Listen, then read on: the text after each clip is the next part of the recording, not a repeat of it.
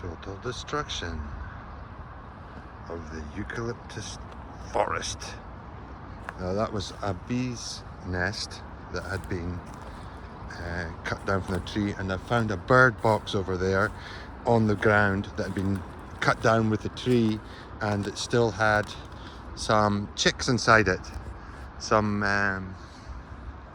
blue-tit chicks. So they've cleared out. Some kids a few years ago set a fire here in this eucalyptus. It used to be really thick eucalyptus along the bank of the river, a thick copse of eucalyptus. Some kids set fire to it a few years ago, and it kind of killed a few of the trees and started falling, so they've obviously decided to clear it out.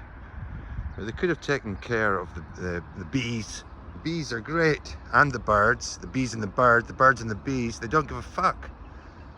You know, in this park, this is the best park, you know, in Seville. It's the Alamillo. It's next here to the river, part of the river, the Darsena, I don't know how you say that in English. But they let cats run around and eat the birds, you know, and there's a couple of species that have actually disappeared from here because of the cats.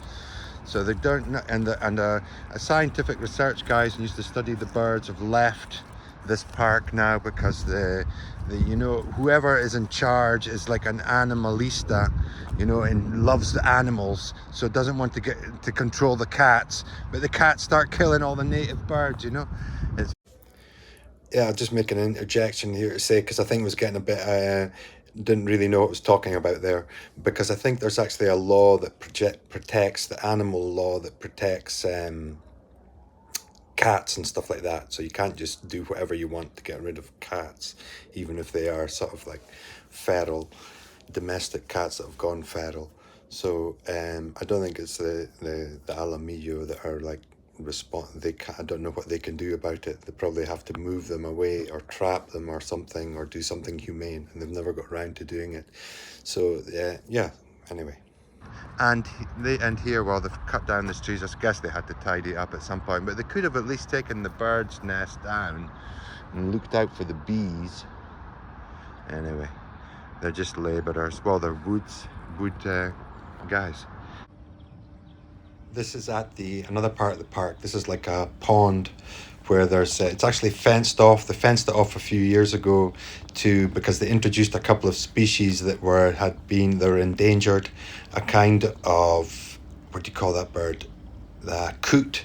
It was like a crowned coot, had like a horn on the top of its head, and also another little kind of diving duck, which is a little duck. So they put this fence up to stop dogs getting in. But as you can see, it doesn't really work. And though, you know, I've never seen again the coot. There were big coots, but the other ones I think are still there. But you can see how the dogs just run amok, do whatever they like. But the ducks don't seem to really don't care.